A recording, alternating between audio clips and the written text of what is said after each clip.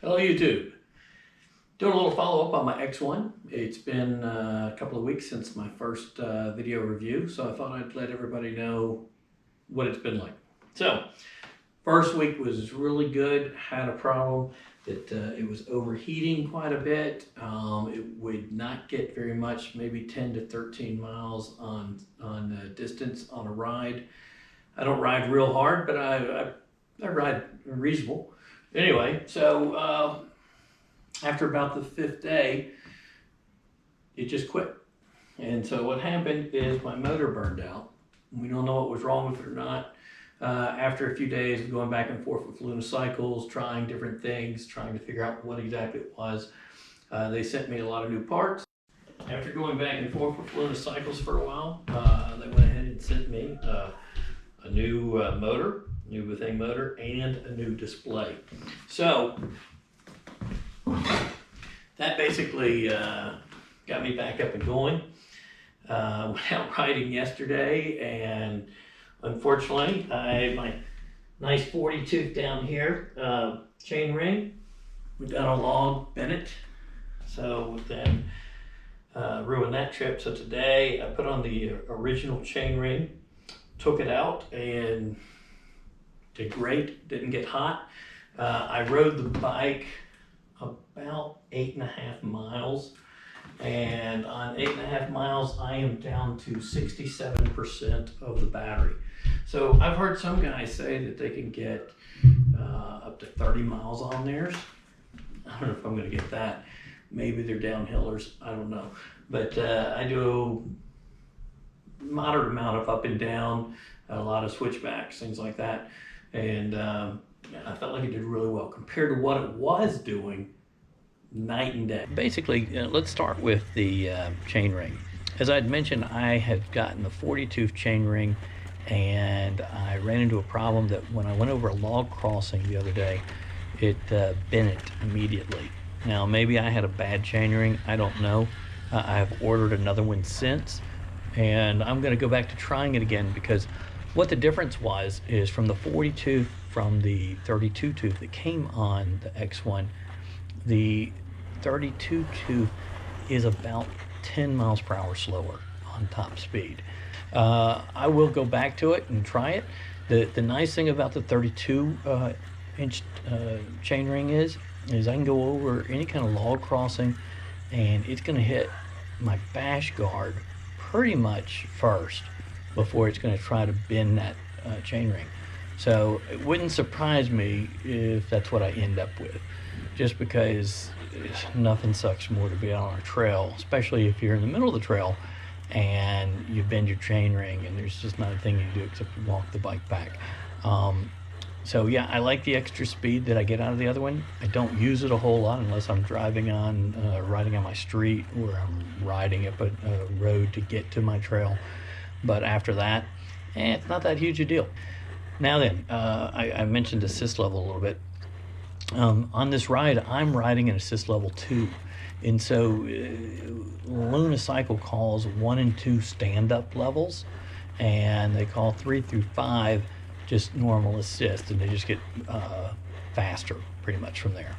So what I call level 2 is normal mountain biking, except when you go up a hill or you have something that causes your bike to feel you stressing on the pedals to get over, maybe it's a log crossing, maybe it's a big rock area, it'll kick in then. It really doesn't kick in more than that. It just helps you. It doesn't help you a lot, but it helps you. So I have some level 2 on here, and I have some level 3. What I typically do is I try to do 1 lap on level 2, and then I do what I call a fun lap on level 3. So when you go to level 3, it's a different bike. I mean, it just totally is. What happens on level 3 is the assist is on all the time, and it's fast. And I can tell you, as a mountain biker of years ago, one of the things you do when you're going up a big hill is you try to look ahead to see where the roots are and things like that. And you want to try to make the easiest route to go, because it's just tough getting up a hill. And what this does, you don't care. Matter of fact, the roots are just as good as any way you want to go. Rocks, whatever, no problem, because it's going to eat it up and crank right over it. So level 3 is a blast, but there's two drawbacks to level 3. One, you're barely getting the workout. When I'm on level 3, I'm pedaling. Yeah, I'm getting that, I guess, aerobic movement, but there's no real stretch on the muscle. On a really big hill, I'll feel it, but I'm not really doing it. It is just, that motor is just a beast. So it'll take me up a hill. It'll go up over anything I've hit, and it's great. But now the other negative is let's say you're going around a curve, and all of a sudden on the curve, you're kind of just coasting through that curve or barely hitting it because too much speed going on a curve is brutal. And because it's more of a downhill type bike, when you're doing a lot of switchbacks and stuff, if you don't really have your line set, you might not make that turn, because once you push down on that pedal, it's putting a lot of energy into it, and you can just crank right off the trail. So I guess the last day I drove or rode my bike before it tore up, I did that, didn't quite make the turn. My handlebar hit a tree, and I went over my handlebars. And then the bike landed on me. I broke my display.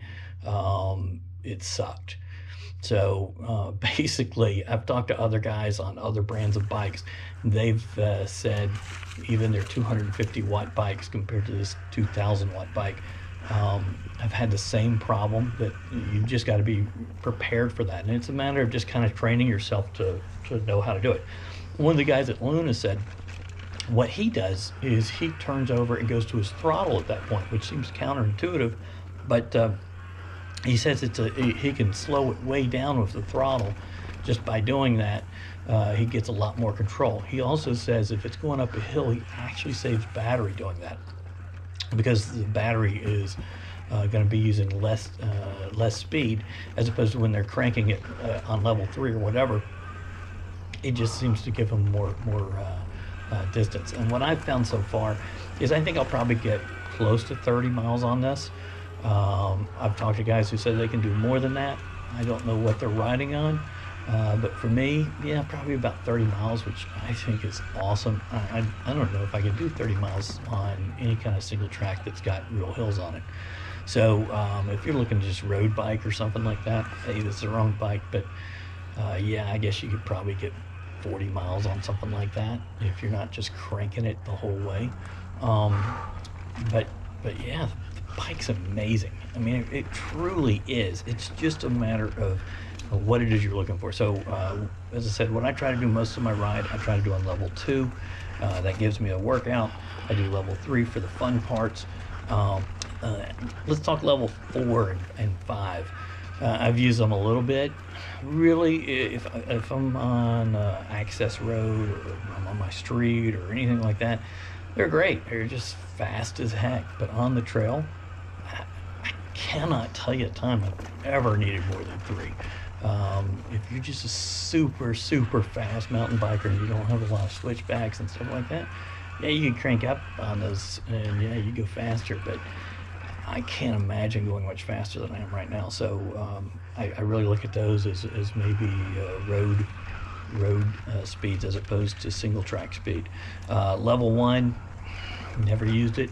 If it's less than level 2, I think it's pretty useless. I guess if you're going up a hill and it feels a ton of stress, it'll kick in then. But I just can't even imagine using that. So maybe I'll try that on the next ride. So in all, I think it's a blast. It's a great bike. It does everything I've asked it to do. As long as you're looking for a good, solid single track, I'd put it up against anything out there, and it's about half the price. So thumbs up.